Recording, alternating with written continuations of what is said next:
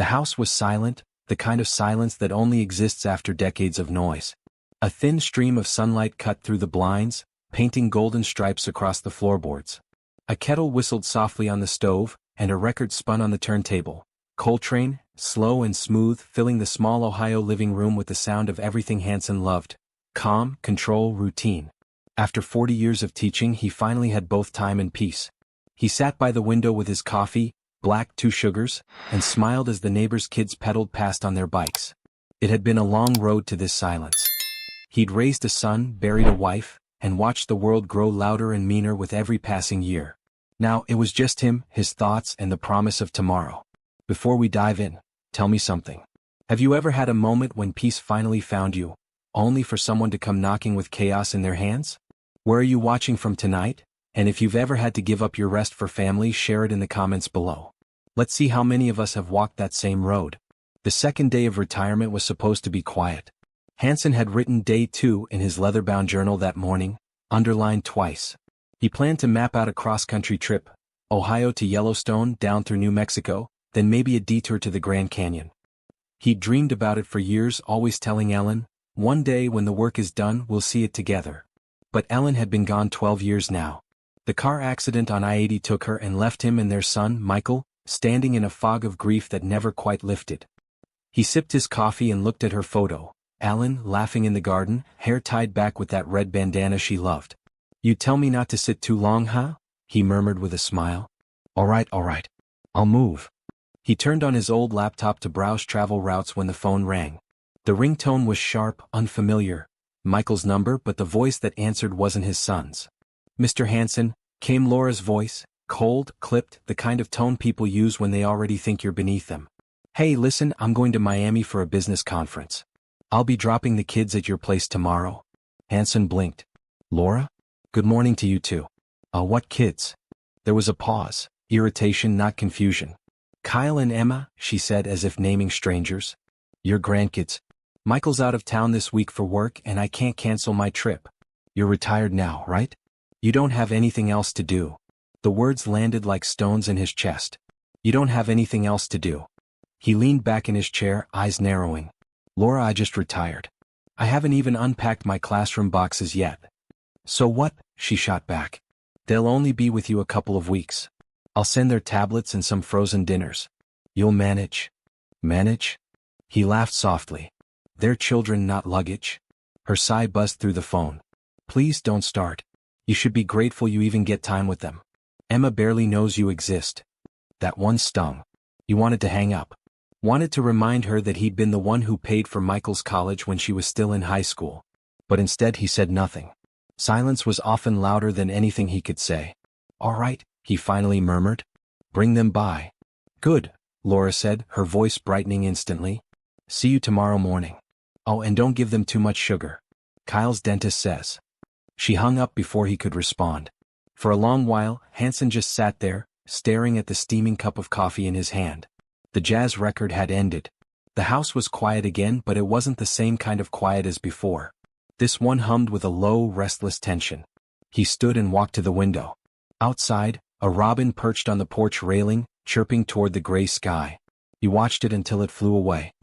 His reflection in the glass looked older than it had that morning. The deep creases around his eyes, the rough gray beard, the tired steadiness of a man who'd been polite too long. He whispered to himself, "You don't have anything else to do, huh?" He set the mug down and opened his journal again. Under day 2 he wrote, "Peace doesn't last. Not in this house. Not with them." He thought of Michael, once a boy who'd follow him everywhere, now a stranger on the other side of a phone line, too busy to call unless Laura told him to. Somewhere along the years, between promotions and parenthood, his son had stopped being his own man. And Laura, sharp-tongued, always with that faint perfume of mockery, had made sure of it. He walked over to Ellen's photo again, straightening the frame. "You tell me to let it go," he said softly. "You always did." But something in his chest burned. Not anger, not yet. Just that steady rising warmth that comes before it. When he looked back through the window, the sunlight cut across his face, catching the silver in his beard. He breathed in deeply, the kind of breath a man takes before something changes. "I'll watch the kids," he muttered. "But it won't go how she thinks." Then, as if sealing the promise, he turned the record over and dropped the needle again. Coltrane played. The room filled with music. But beneath the saxophone's cry, another rhythm had begun to form, something darker, deeper, and entirely his own. It was the sound of a storm gathering inside a man who'd spent a lifetime staying calm. The SUV rolled up the driveway like it didn't belong there, too new, too shiny, too loud for the quiet little neighborhood Hanson had spent 40 years growing old in. The engine hummed for a moment, then died, leaving only the crunch of gravel under high heels. Laura stepped out first, sunglasses on, perfume heavy enough to hang in the cold morning air. The kids stayed inside, faces lit by the glow of their tablets, fingers tapping in rhythm with a game Hanson didn't recognize. He didn't move right away. He just watched from the porch, mug in hand, the steam rising between him and the woman who'd turned his son's warmth into distance. "Morning, Laura," Hanson said as she approached. "Hi," she muttered, brushing past him with her phone pressed to her ear. "Yes, Dominic, I sent the invoice already. Check the folder marked events, not personal." Hanson raised an eyebrow but said nothing. Silence had become his armor. Laura opened the back door of the SUV. "Cow. Emma. Off those screens, come say hi to Grandpa." Neither child looked up. "Granddad," Hanson corrected gently, smiling as he leaned in. "Hey there, champ," he said to Kyle. "You've gotten tall." Kyle shrugged, earbuds still in. "Aha." Emma mumbled a quiet hi without meeting his eyes, her thumbs still dancing across the tablet screen. Laura forced a tight smile. "They're just tired. Been a long morning." Hanson looked at the digital watches on their wrists, the matching sneakers, the way their eyes never left the screens. They weren't tired, they were distant. He carried their suitcases inside while Laura followed behind, giving orders like she was leaving a house staff, not family. "No junk food, no late nights, and don't let them run wild outside. They've got online classes and I left the iPad chargers in Kyle's bag. Keep them on their schedule." "Routine," Hanson repeated. "They're kids, Laura. Not soldiers." "Kids need structure," she said sharply. "And remember, Kyle's allergic to peanuts. Emma's vegan now. Don't cook anything heavy." He smiled faintly. "So, no peanut butter sandwiches, no meatloaf. Got it?" Laura adjusted her sunglasses and turned toward the car. "Good. Well, I've got a flight to catch. Miami, 5 hours. Don't call me unless it's serious." "Define serious," Hanson muttered, half under his breath. She didn't respond. The car door slammed. Tires kicked up dust. The SUV rolled out of sight, leaving a silence too heavy to feel like peace. Hanson turned back to the house. Kyle and Emma were on the couch, eyes still on their screens, the light flickering across their blank faces. "You too hungry?" he asked. No response. "I was thinking pancakes for lunch. Maybe eggs." Kyle didn't look up. "We'll just order something." "Order something?" "Yeah," Emma said flatly. "Mom gave us money. We can use DoorDash." Hanson almost laughed, not out of humor but disbelief. "You've been here 10 minutes and already outsourcing my kitchen?" Neither child reacted. He folded his arms, leaning against the counter. "You know, I used to teach kids who thought they didn't need people either. But screens don't care if you grow up decent." Still nothing. He smiled to himself. "All right. Order your pizza." He stepped out to the porch, the screen door creaking behind him.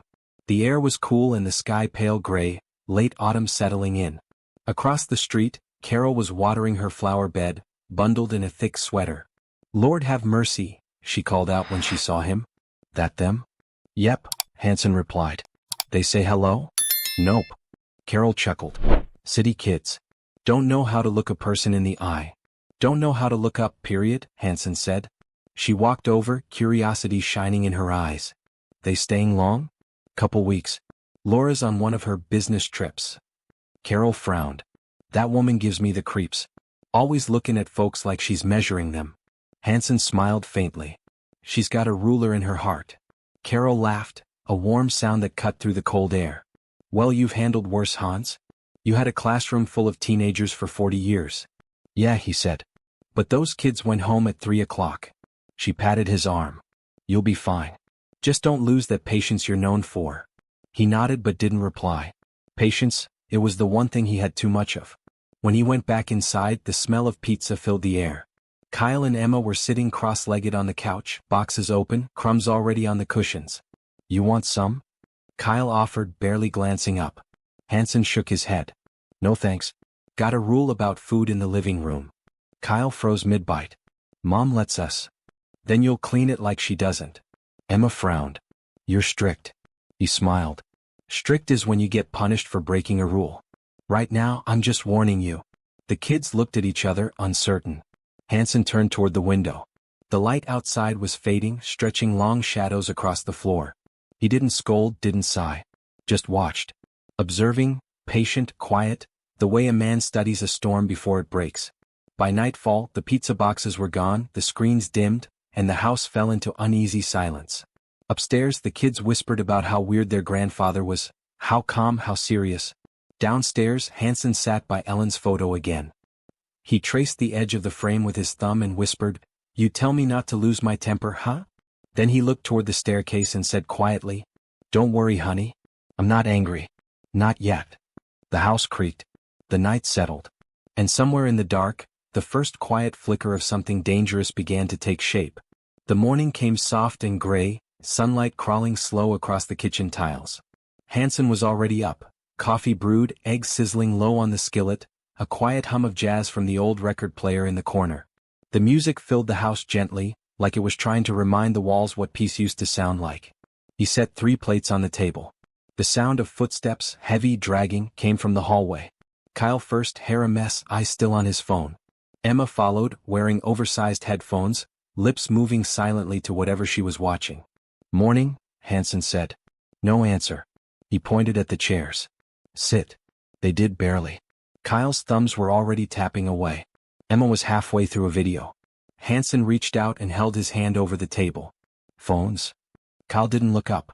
"What?" "Phones?" Hanson repeated, voice low and steady. "At the table we talk or we eat. No screens." Emma took off her headphones slowly. "Mom lets us." "Then you'll enjoy doing something new," he said. Kyle scoffed. "You're boring." Hanson smiled faintly. "You mistake peace for weakness." Kyle froze for a second, then rolled his eyes and tossed his phone onto the counter. Emma hesitated, then did the same. They ate in silence for a few minutes. Hanson asked simple questions: school, friends, favorite subjects. The answers were clipped, half-hearted. He didn't push. Just nodded, as if each silence was a piece of information by itself. When breakfast was over, he stood, rinsed his plate, and said, "Before TV we do chores." Both kids looked at him like he'd just spoken in another language. "What chores?" Kyle asked. "Dishes. Room. Yard. Whatever needs hands." Emma frowned. "Mom said we're guests." Hanson turned, wiping his hands on a towel. "Guests help out around here. Only strangers sit and wait to be served." Kyle sighed dramatically. "You're so old school." Hanson smiled again, patient. "That's what keeps the world from falling apart, son. Old school rules." The morning dragged with reluctant effort. Kyle half-heartedly swept the living room while sneaking glances at his phone. Emma folded laundry, grumbling under her breath. Hanson didn't correct them much, just watched, reminding them once in a while that no job done halfway ever built character. By noon they were restless. Kyle asked if he could play video games. "You can," Hanson said. "After you read something. Half an hour." "Read what?" "Anything that makes your brain earn its keep." Kyle threw his hands up. "This is stupid." Emma murmured, "Mom said you were strict." Hanson chuckled. "Your mom doesn't know the half of it." The tension softened slightly, just enough for a small shared smirk between the kids. Later that afternoon the air outside smelled of cut grass. Hanson stood in the backyard, trimming the small rosebush Ellen had planted years ago. He could still hear her voice teasing him about how he'd water the plants like they were fragile children. Inside, the house had gone quiet. Too quiet. He turned off the hose and listened, a faint melody drifting through the window. It was his own saxophone where it rested by the fireplace. The notes were uneven at first, Emma's fingers pressing the wrong valves, then silence. He stepped inside quietly. Emma sat cross-legged on the floor, the sax cradled in her lap, curiosity written all over her face. She looked up when she realized he was there. "Sorry? I didn't mean to." Hanson raised a hand gently. "It's fine. Go on." "I didn't know you played," she said, handing it back carefully. "Your grandma and I used to play every Sunday." She sang. He smiled at the memory. "Your mom used to dance around the living room when she was your age. Guess she forgot to mention that." Emma looked down. "She doesn't talk about you much." "I figured." He brought the sax to his lips, and the first soft notes of My Funny Valentine filled the room. The sound was warm and a little cracked with age, like a memory breathing. Emma listened quietly, eyes wide, as the music filled the house and pushed the cold silence back into the corners. For the first time since she'd arrived, she wasn't looking at a screen. When the song ended, Hanson lowered the sax and said softly, "You can learn if you want." Emma nodded. Maybe. That night, after the kids had gone upstairs, Hanson sat in his recliner, the TV humming low with the evening news. He noticed Kyle's backpack sitting by the couch, half open. He went to move it aside, and that's when he saw it. A small, framed photo tucked between the notebooks. Ellen's smile. Her hand in his. The picture from their 25th anniversary. He sat down slowly, the photo trembling in his hand. Michael must have slipped it in there. For a moment, Hanson could almost hear Ellen's laugh, that low, teasing sound that filled every room she walked into. He closed his eyes and whispered, "You still keeping me grounded, huh?" He set the picture beside his chair, the sax gleaming in the dim light beside it. Upstairs, he heard the faint sound of Emma's laughter, the first real laughter since they'd arrived. Hanson leaned back, eyes on the ceiling. The lines had been drawn, not with anger but with patience. Not to control but to remind. And somewhere deep down he felt it, the house was beginning to breathe again. The hotel room looked like success, on the surface. White linens, city view, a half-drunk glass of wine glinting in the light from the balcony. But success for Laura had always been a performance. She stood in front of the mirror, curling her hair, phone wedged between shoulder and cheek. "Yes, girls, Miami's been amazing," she said with a bright, effortless laugh. "Oh, the conference. You know how it is, leadership workshops, networking, a few spa sessions. I might even buy a property here if the numbers line up." On the other end, her friend Deidre squealed, "Girl, you stay living that dream. Michael must be loaded." Laura smirked at her reflection, adjusting her necklace. "He's stable. Predictable. The perfect husband, except he has zero ambition." She ended the call before Deidre could respond. The smile fell off her face the moment the phone clicked. The truth was less glamorous. The conference was a cover. There was no leadership summit, no networking. Just a handful of desperate dreamers crammed into a rented office downtown, hawking overpriced supplements for a pyramid of lies. Laura was good at pretending. She could stand in front of a crowd and sell air if it had a shiny enough box. But lately even her charm couldn't hide the cracks. Sales were down, her team had shrunk, and the woman at the top, the one who'd promised 6 figures and freedom, had gone dark. She paced the room now, barefoot, muttering numbers under her breath. 5,000 to the vendor, 2,200 for the cards, and, "Jesus, I'm bleeding money." From the bathroom, a man's voice, "You worry too much." Dominic stepped out, towel around his waist, grin easy and practiced. His hair was slicked back, his cologne heavy, expensive, confident, the kind of man who thought he could sell a lie better than anyone else. Laura looked at him sharply. "You said the accounts would balance out last month." "They will. Once you transfer the money." He walked up behind her, wrapped his arms around her waist. "We've talked about this, babe. Once you move it, we're free. No more pretending. No more Ohio." Laura looked at their reflection. His smooth charm, her painted smile, and for a fleeting second she hated them both. "I can't just take it," she said. "It's a joint account. Michael checks it every week." Dominic's grin didn't falter. "Then move it in pieces. Small transfers. He'll never notice." She turned in his arms. "You don't know my husband. He notices everything. Then make him not notice." He leaned closer, voice dropping. "You said the old man's watching the kids, right? Perfect distraction. Use the time." Laura stepped away, lighting a cigarette near the balcony door. She wasn't supposed to smoke anymore. Michael hated it, but rebellion always tasted better when it was his rules she broke. "The old man," she said, exhaling smoke. "You mean Hanson?" Dominic shrugged. "Yeah. Whatever his name is." Laura laughed bitterly. "He's a relic. Thinks love can fix stupid. I told Michael he's lucky I even let that fossil near the kids. I swear if I didn't need him this week, I'd have sent them to a damn camp." Dominic walked over and plucked the cigarette from her fingers. "Then stop talking about him and start planning." "The window's closing, Laura." He sat on the edge of the bed, scrolling through his phone. "You move the money, we book flights to the Caymans under new names." "Simple." "Simple," she repeated as if the word itself could convince her. The phone buzzed again. A message from Michael. "Kids got there safe.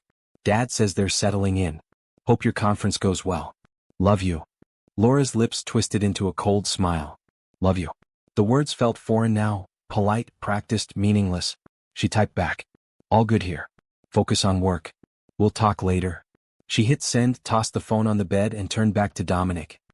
He trusts me too much. Then you're lucky. No, she said flatly. He's stupid. She moved to the dresser and opened her laptop. The banking site loaded slow, the spinning icon reflecting in her glass of wine. Her pulse quickened. Available balance, $61,742.19. Her fingers hovered over the keys. She typed in a small transfer, $3,500, to a new account she'd opened under her maiden name. One click. Done. Her breath came short, shallow. The rush of it felt like adrenaline and guilt mixed into one. Dominic smiled. See? Easy. Laura stared at the confirmation screen. That's just one. It'll take weeks to move enough. Then start now. She shut the laptop and stood abruptly. I need a shower. Dominic watched her disappear into the bathroom. His grin faded slowly.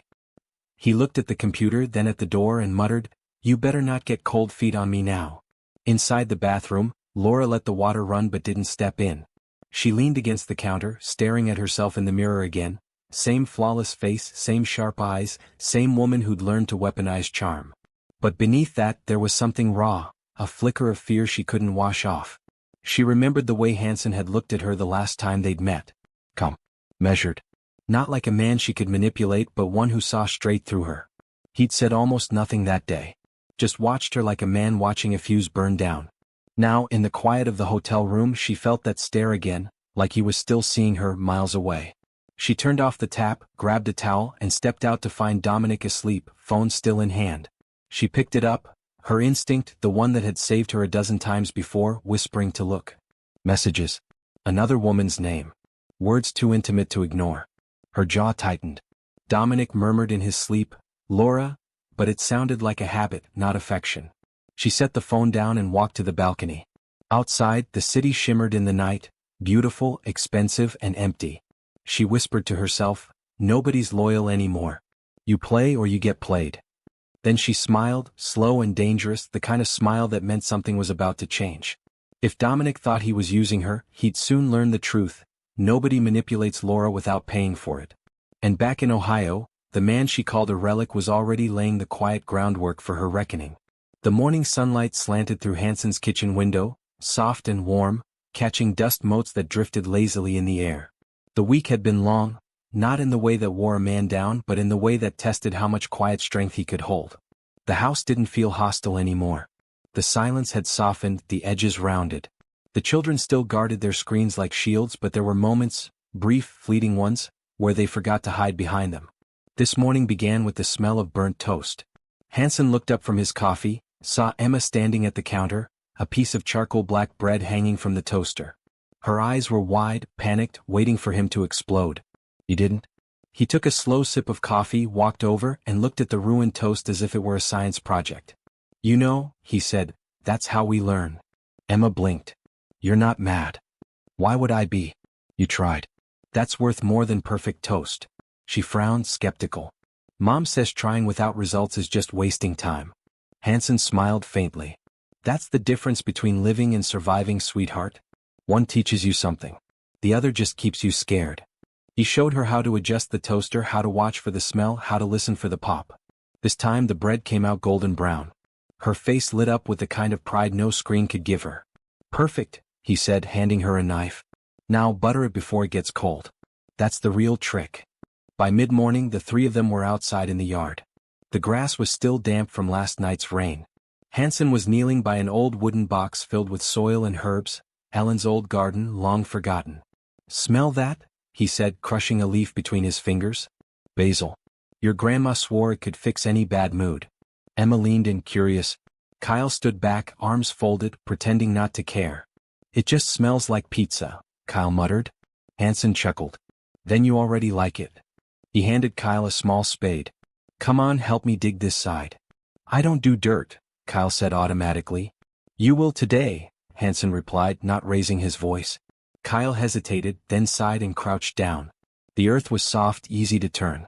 There was something grounding in the rhythm, dig, scoop, plant, pat. Hanson didn't lecture or explain. He just worked quietly, letting the rhythm fill the space between them. After a while, Kyle asked, "Grandpa, how long have you lived here?" "Since before your dad was born." "And Grandma?" Hanson paused, leaning on the spade. "She's been gone a while now. But this house, it still sounds like her sometimes." Kyle looked up. "Dad doesn't talk about her much." "No," Hanson said softly. "He doesn't." Kyle's next question came hesitantly. "Was she nice?" Hanson's eyes misted as he smiled. "She was everything nice. Smart, stubborn, funny. She'd have loved the man you'll become." Kyle looked away, pretending to study the herbs. But something in his face softened, a small shift, almost invisible. That afternoon, Hanson taught them how to fix a bike chain. Kyle's bike had been rattling all week, a noise that drove Hanson half mad. He brought out the tools, spread them on the driveway like instruments in a lesson plan.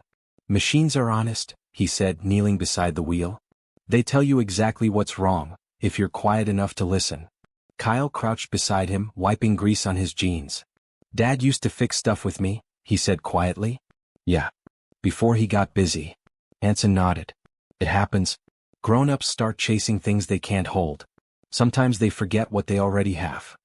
They worked in silence after that, just the sound of metal clicking, chain links sliding back into place, the steady rhythm of work shared between generations. By sunset the kids were laughing. Not loud but real, the kind of laughter that comes when walls start to crack. Inside, Hanson sat at the kitchen table, pen scratching softly in his journal. His handwriting was slow, deliberate, like every word needed time to breathe. Day 7. The house feels alive again. The kids don't know it yet, but they're learning faster than they think. I can see Ellen and Emma's curiosity and Michael's fire and Kyle's stubbornness. Still, I'm fighting something in myself, that old pull between patience and pride. The voice that says, "You've earned your peace, let them go," and the other that says, "You can't let them drift the way Michael did." Maybe this isn't about them learning. Maybe it's about me remembering who I was before I gave up trying. He set the pen down, rubbed his eyes, and leaned back in his chair. A knock came from the screen door. Carol stood outside, holding a plate of peach cobbler. "You've been working those kids hard," she said with a grin. "Trying to keep 'em out of trouble," Hanson replied. "They look different," she said, stepping in. "Emma waved at me this morning." Kyle even smiled. "You're doing what their mother never could." Hanson chuckled softly. "They're good kids. Just lost in the noise." Carol gave him a knowing look. "Takes more than good intentions to turn noise into music." He smiled. "Lucky for me, I've got an ear for rhythm." She laughed and set the cobbler on the table. "Well, if you ever need backup, I've got a mean hand with discipline and cobbler." When she left, the house was quiet again. Upstairs, the kids were asleep. Outside, the night hummed with crickets and faraway trains. Hanson sat for a while, staring at the garden through the window, the small green leaves catching moonlight, fragile but determined. He thought about Ellen, about Michael, about the strange second chance life had handed him. Maybe patience wasn't about waiting for peace to come. Maybe it was the work that built it. And for the first time in years, Hanson felt something deep and steady settle in his chest. Not joy, not relief, but purpose. The day began like any other, a soft hum of morning light, the smell of brewed coffee, the faint laughter of children learning to trust again. But by noon, something small and ordinary tilted the balance. Kyle found the iPad. It was tucked inside the side pocket of Laura's designer tote, left carelessly on the hallway bench. She'd said she'd forgotten a few things when she dropped them off, but Hanson suspected it was more about not wanting to linger in his house. He was in the kitchen when Kyle appeared at the door, holding the tablet like a guilty secret. "Grandpa," Kyle said quietly. "Mom left her iPad." Hanson looked up. "We'll pack it up for her next visit." Kyle hesitated. "It's open." It was already on. Hanson frowned. "You didn't?" "I didn't mean to," Kyle said quickly. But there were messages, they popped up by themselves. Hanson set his cup down, the old teacher in him instantly alert. "What kind of messages?" Kyle swallowed. "I don't know. Just something about accounts and money. And a man named Dominic." The name hit Hanson like a cold slap. He'd heard it before. Once, when Laura's voice carried across the line, sharp and playful, a tone she never used with Michael. "Bring it here," Hanson said. Kyle handed him the iPad. The screen was still glowing, a thread of messages unspooling in plain sight. "Dominic, the transfer cleared. You're officially free. Laura, I'll move the rest tonight. He won't notice until the end of the month. Dominic, and the old man? Laura, babysitting. Out of the way." I told you, this is our shot. Hanson's chest tightened. His fingers hovered over the device, but years of quiet discipline steadied them. The words blurred for a moment, not from surprise but from recognition. He'd seen deceit before. Students who lied, colleagues who smiled too easily, his own son's silence when things began to crack at home. But this was theft. Betrayal. And she'd wrapped his family into it. He copied the messages into his old notebook, word for word. Then he took photos with his phone, his movements deliberate, silent. Emma's voice broke the stillness. Grandpa. He turned. She stood at the doorway holding a crumpled piece of paper. Can I tell you something? Always. She looked down, twisting the edge of the note in her hand. When Dad goes on trips, sometimes Mom says Uncle Dominic is helping with work. But he sleeps in Dad's bed. Hanson's throat went dry. He set the iPad aside and crouched to meet her eyes. Did you ever tell your dad? She shook her head. Mom said he'd get mad. She said grown-ups have secrets. He forced a small, calm smile. You did the right thing telling me. She nodded and left quietly, her small footsteps fading up the stairs. When she was gone, Hanson sat at the table and exhaled slowly. The house, which had felt so full of life a day ago, now pulsed with quiet danger. He'd promised himself he wouldn't interfere in Michael's marriage, that a father's job ended when his son became a man. But the rules had changed. He stood, grabbed his coat and crossed the street to Carol's house. Carol's kitchen was warm and smelled of cinnamon and coffee. She was at the counter, icing a tray of cookies, her radio whispering old country tunes. You look like you've seen a ghost, she said when she saw him. Not a ghost, Hanson said, closing the door behind him. A storm. She poured him coffee without asking. Talk to me. He handed her the iPad. Read the messages. Carol scrolled, her expression tightening with every word. Oh Lord, she whispered. This is bad. Really bad. Worse than bad, Hanson said. She's planning to empty Michael's joint account. Maybe more. Carol's hands stilled on the counter. You think she's been doing this for a while? Long enough to get comfortable, he said. She set the tablet down. You can't sit on this, Hanson. You need to call someone. I don't want the kids dragged through a scandal, he said quietly. But I need proof that this isn't just talk. Carol thought for a moment, then snapped her fingers. My sister Lauren, she's with Child Protective Services. She's seen this kind of thing before. She'll know what to do. Can you reach her? Carol nodded and picked up her phone. Within minutes, Lauren's calm, professional voice filled the room. Hanson explained everything. The messages, the bank talk, Emma's confession. He spoke slowly, carefully, like a man building a case. Lauren listened without interrupting. When he finished, she said, You did the right thing saving that evidence. Don't confront her. Let me look into the accounts quietly. Hanson nodded. And the kids? Keep them with you. If anything happens, if she shows up unexpected, call me directly. The call ended. The kitchen fell quiet again, save for the ticking of the wall clock. Carol set a hand on his arm. You okay? Hanson let out a long breath. I taught children for 40 years, Carol. Thought I'd seen every kind of mistake a person could make. But this, he shook his head. This is a kind of cruelty I'll never understand. Carol's eyes softened. You can't fix everyone, Hanson. He met her gaze. Maybe not. But I can protect the ones who still have a chance. Outside, the evening settled over the neighborhood. Lights flickered on in windows, shadows stretching long across trimmed lawns. Hanson walked back home, his steps slow but sure. Inside, the kids were at the table again, Emma coloring, Cal tinkering with a bike part. They looked up when he entered. Everything okay, Grandpa? Cal asked. Hanson forced a small smile. Everything's fine. He glanced at them, innocent, trusting, unaware of how close they stood to the edge of something dark. He'd spent his life teaching lessons about right and wrong, about choices and their weight. Now he was about to live one. He walked past them into his study and opened his journal. The page filled slowly, the words steady and deliberate. Some storms don't announce themselves with thunder. Some arrive in whispers, in the tap of keys, the hum of screens, the lies we tell ourselves to sleep at night. But even shadows can be measured, traced, exposed. I've spent a lifetime teaching others to think before they act. Now it's my turn to do the same. He closed the journal, his expression calm, resolved. For the first time in a long while, Hanson didn't feel like a retired man. He felt like a soldier quietly preparing for battle. Rain beat against the windows in heavy, uneven sheets. The storm had rolled in fast, carried by low thunder and the restless wind that made the house creak like it remembered something painful. Hanson sat in his armchair, the glow of a single lamp softening the shadows. His journal lay open beside him, a line half finished. Truth has its own weather. Then came the knock. Art. Urgent. He knew that knock. When he opened the door, Michael stood there, drenched, tense, eyes blazing with confusion and exhaustion. The rain clung to his jacket, the kind of wet that seeps through and chills a man from the inside out. "Dad," he said flatly. "We need to talk." Hanson stepped aside. "Come in." Michael brushed past him, dripping water onto the hardwood floor. He didn't sit. He paced. "I just came from the bank," he said, his voice trembling between anger and disbelief. $40,000. Gone.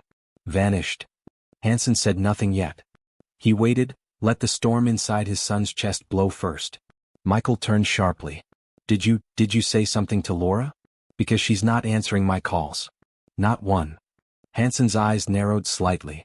"I haven't spoken to her since she dropped the kids off." "Don't do that," Michael snapped.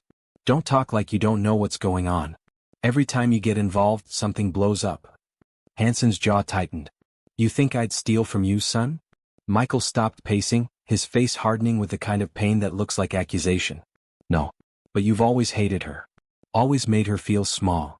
"I never hated her," Hanson said quietly. "I saw what she was doing, to you, to those kids, and I couldn't pretend not to."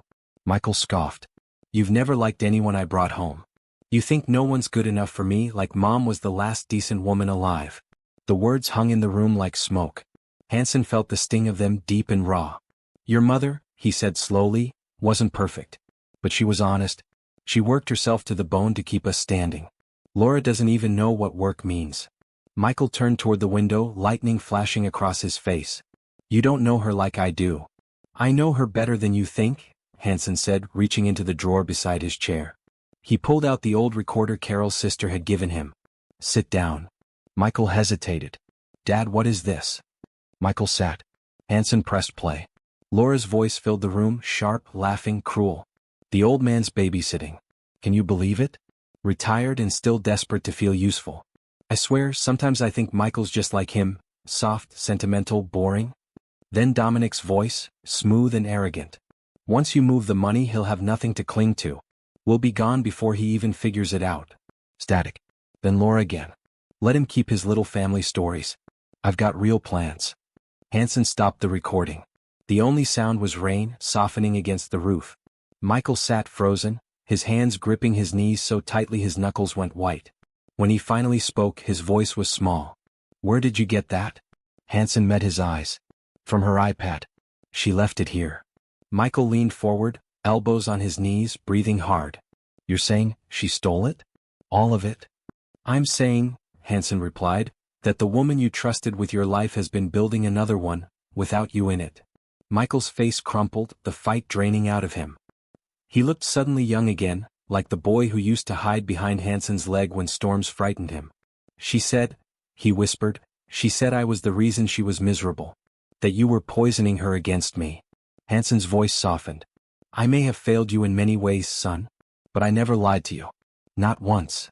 Michael's breath hitched. "You think I didn't know she could be cruel?" "I knew. He rubbed his face, groaning quietly. "I didn't want to see it."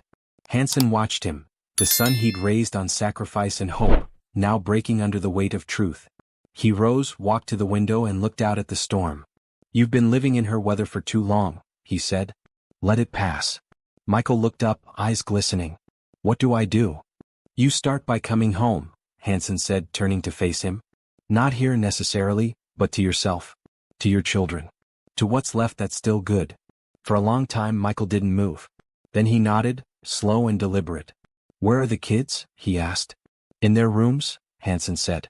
"They're safe." Michael exhaled, the sound a mix of relief and shame. "I don't know if I can face them yet." "You will," Hanson said simply. "They need their father to be brave, not perfect." The thunder rolled again, low and distant, like a heartbeat fading into the horizon. Michael stood. He looked older, worn, but the kind of worn that comes with awakening. "Dad," he said softly. "Thank you." Hanson shook his head. "Don't thank me. Just do right by them. That's all the thanks I need." Michael turned to leave but stopped at the door. You were right, he said. About her. About everything. Hanson gave a faint, bittersweet smile. I wish I wasn't. When Michael was gone, the house felt heavier, not with grief but with the truth finally spoken aloud. Hanson sank back into his chair. Outside the rain began to ease. The silence that followed wasn't peace. Not yet. But it was the kind that came before something new, the first breath after a storm. He picked up his pen and wrote a single line in his journal. A father's love doesn't end with obedience. It begins with honesty. Then he closed the book, turned off the lamp, and sat in the quiet, letting the storm fade into memory. The morning light came gray and uncertain, filtered through the thin curtain of rain that hadn't quite left since last night's storm. Hanson sat at the kitchen table, his old leather journal beside a pile of documents, printouts, screenshots, and the ghostly evidence of betrayal. Across from him, Michael sat silently, shoulders heavy, eyes hollowed by sleepless hours and heartbreak. Neither spoke for a long time. The coffee between them went cold. Finally, Hanson broke the silence. You understand what we're doing, right? Michael nodded, his voice low. We're protecting the kids. Good. Hanson slid a folder toward him, neatly labeled, each section marked with color-coded tabs. Then we do this carefully. No shouting, no accusations. The truth will speak for itself. Michael glanced down at the papers. Each page cut a little deeper, transfers he hadn't authorized, forged signatures, accounts he didn't even know existed. She didn't even try to hide it, he whispered. She used our anniversary date as a password. Hanson leaned back in his chair. People like Laura think being clever means being careless in plain sight. Pride makes them sloppy. Michael rubbed his face with both hands. Dad, I should have seen this. The way she talked, the way she looked at you, at the kids. I thought she was just lost. Hanson finished. No. She's deliberate. Everything she does has a purpose. And she's been building this escape for months. A knock on the back door interrupted them. Carol stepped in, her raincoat damp, eyes bright with urgency. She's still in Miami, Carol said. Lauren checked flight logs. Laura doesn't come back until Friday night. That gives us 2 days. Hanson nodded. That's enough. Behind her, Lauren followed, a calm, firm presence in a beige coat and a CPS badge hanging discreetly from her neck. I've reviewed the messages, she said. There's enough here for a fraud investigation. But we also need to consider the kids' welfare. If she realizes she's been exposed, she might panic. Hanson's jaw tightened. Then we move them today. Michael looked up sharply. Move them? To Carol's? Hanson said. Just for a few nights. Somewhere Laura wouldn't think to look first. Michael hesitated. They'll be scared. I'll explain it to them, Hanson said softly. They trust me now. That's enough. By mid-afternoon, the plan was already in motion. Carol kept the kids busy in her backyard, pretending it was an impromptu neighborhood picnic. The air smelled of cut grass and charcoal. Laughter tried its best to disguise the tension humming beneath it all. Inside Hanson's house, Lauren sat with her tablet, cross-checking documents. A retired attorney, Mr. Martinez, an old friend from Hanson's school days, had joined them at her request. He was a wiry man with sharp eyes and a calm voice that carried the weight of courtroom years. Michael, Martinez said, flipping through the papers, this isn't just embezzlement. Your wife forged your digital signature. That's federal. Michael nodded numbly. I don't care about the money. I just want my kids safe. Martinez met his gaze. Then you'll need to stay composed when she comes. She'll use guilt. She'll cry. She'll make you doubt yourself. Michael swallowed. She always does. Hanson stood near the window, watching the neighborhood through the thin curtain. She won't this time. Martinez nodded approvingly. Good. Then we're agreed. You don't confront until Lauren gives the signal. When she does, we record everything. One clean confrontation, one clean break. Hanson exhaled slowly, the teacher in him giving way to the strategist. Simple. Controlled. No anger. Just truth. By sunset, the children were safely at Carol's house, fed, distracted with a movie, unaware that the adults around them were orchestrating something that would change their lives. Hanson sat with them before leaving, pretending it was just another visit. Emma curled up beside him on the couch. Grandpa, why are you acting so serious today? He smiled softly. Sometimes grown-ups need to handle things that don't make sense to kids. She frowned. Is it about Mom? He hesitated. It's about making sure you and your brother are safe. That's all that matters. She leaned into him, small and trusting. You'll fix it, right? Hanson's heart tightened. He placed a hand on her shoulder. I'll do my best. That's all I've ever done. Kyle, pretending not to listen, lowered his tablet. Dad's coming back, isn't he? Yes, Hanson said. And he's staying this time. The boy nodded once, not smiling but calmer, like someone who'd been waiting for that answer. When they finally fell asleep on Carol's couch, Hanson stepped outside into the evening air. The sun was sinking behind the row of houses, painting the street in fading gold. Michael stood by the fence, hands in his pockets, watching the horizon. They're stronger than I thought, Michael said quietly. They get that from your mother, Hanson replied. Michael turned to him, voice trembling. Dad, if I'd listened to you sooner? Hanson stopped him with a raised hand. No more apologies. We've both made mistakes. But this time we protect them, not our pride. Michael nodded, eyes glassy but steady. Deal. They stood in silence for a long while, the world narrowing to the sounds of children sleeping, the buzz of porch lights, and the faint hum of crickets between raindrops. For the first time in years, there was no bitterness between them, only a shared purpose, hard and unshakable. Tomorrow Laura would come home. Tomorrow the net would close. Hanson looked toward the darkened house across the street. His house, where every piece of evidence waited like a quiet promise. He turned back to Michael and said, Get some rest, son. We'll need clear heads for what's coming. As Michael walked away, Hanson remained at the fence, eyes steady, heart calm. He'd spent his life teaching lessons in truth and consequence. Now it was time for one final lesson, one that would define the rest of their lives. The clock struck 9 when the roar of an engine cut through the quiet neighborhood. Headlights swept across Hanson's porch, washing the walls in brief, blinding light. Laura was home. Rain misted lightly, catching in the glow of the street lamps as the black SUV pulled up hard against the curb. The car door slammed. Footsteps, fast, furious, pounded up the walk. Inside the house was still. The kind of stillness that comes before a storm decides whether it will pass or destroy. Hanson sat in his armchair, his posture calm, hands folded loosely. Michael stood behind him, jaw clenched. Lauren and Mr. Martinez waited by the dining table, folders stacked neatly before them. No one spoke as the front door burst open. Laura stood there, her hair wind-blown, her face taut with outrage. She was still beautiful, sharply, dangerously beautiful, but there was something wild in her eyes, something brittle. What is this? She snapped. Why are you all here? Where are my children?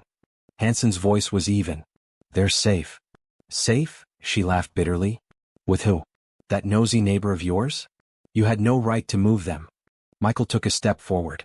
You had no right to steal from me, Laura. Her head whipped toward him. Excuse me?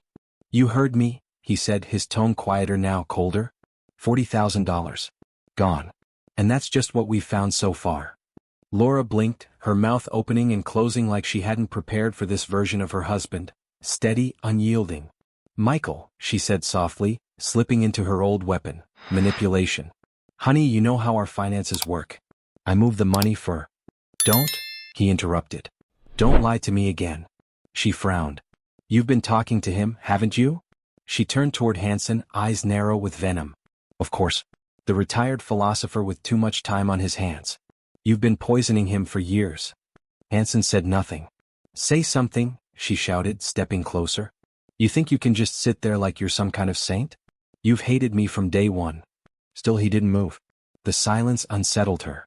It always had. Lauren cleared her throat gently. Mrs. Pierce, she said, her voice calm but firm. You might want to take a seat. We have some matters to address. Laura spun toward her. Who are you? Lauren Daniels, Child Protective Services. And this is Mr. Martinez, your husband's legal counsel. Laura laughed, high-pitched and bitter. Legal counsel? Really, Michael? You think you can ambush me in this dump and scare me? No, Hanson said finally. His voice was soft, measured, but it cut through the room like a blade through silk. Not scare you. Just remind you what truth sounds like. He reached into the drawer beside his chair, pressed the play button on the recorder and leaned back. Laura's own voice filled the air, cold, mocking, unmistakable. The old man's babysitting. Can you believe it? Retired and still desperate to feel useful. I swear, sometimes I think Michael's just like him, soft, sentimental, boring. Then Dominic's laughter. Once you move the money, we're free. I'll move it tonight, Laura replied. He won't notice. He never does. Static followed. The sound of her own voice hung in the air like smoke. Laura's face drained of color. That's That's fake, she stammered. You spliced that together. Mr. Martinez stepped forward. We have digital timestamps from your own iPad, Mrs. Pierce, and verified bank records linking those transactions directly to your login credentials. He slid a folder across the table. Consider yourself served. Divorce papers.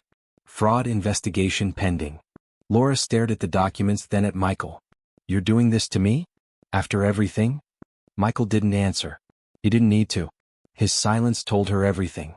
She turned back to Hanson, voice trembling with rage. You think you've won, don't you? Sitting there all calm and righteous. You've ruined my life. Hanson's eyes were steady, kind even. You did that yourself, Laura. Where are my children? She demanded again, her voice cracking now. As if on cue, a soft sound came from the hallway, small footsteps. Kyle and Emma stood there, still in their pajamas, faces pale but resolute. Mom? Emma whispered. Laura's mask faltered. Sweetheart, she said, forcing a trembling smile. Come here, baby. Mommy just. But Emma didn't move. Neither did Kyle.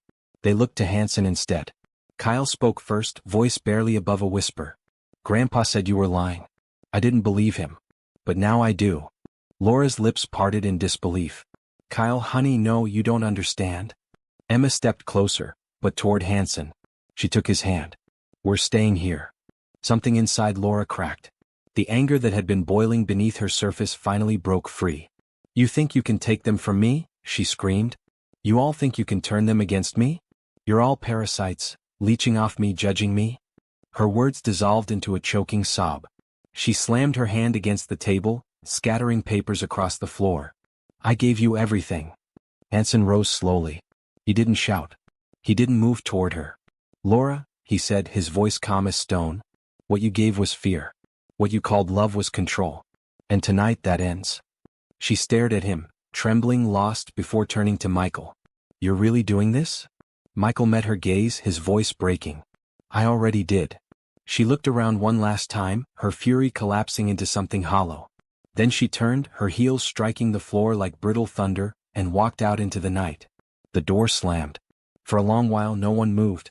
The sound of her engine faded, swallowed by rain. Emma clutched Hanson's sleeve. Is she gone for good? He knelt beside her, smoothing a strand of hair from her face. She's gone for now. That's enough. Michael exhaled, his voice raw. Dad. I don't even know how to thank you. Hanson shook his head. Don't thank me. Just build something honest from what's left. Outside, the rain eased to a soft drizzle, tapping gently against the windows. In the quiet, Lauren began collecting the papers, and Mr. Martinez packed up his folders. The storm was over, not clean, not easy, but done. Hanson sat again in his chair, the house breathing differently now. Lighter. He looked at his son and grandchildren, a family bruised but intact, and whispered to himself, almost a prayer. Truth doesn't shout. It stands still until the noise burns itself out. The clock ticked softly. The rain stopped. And for the first time in years, Hanson's home felt like home again.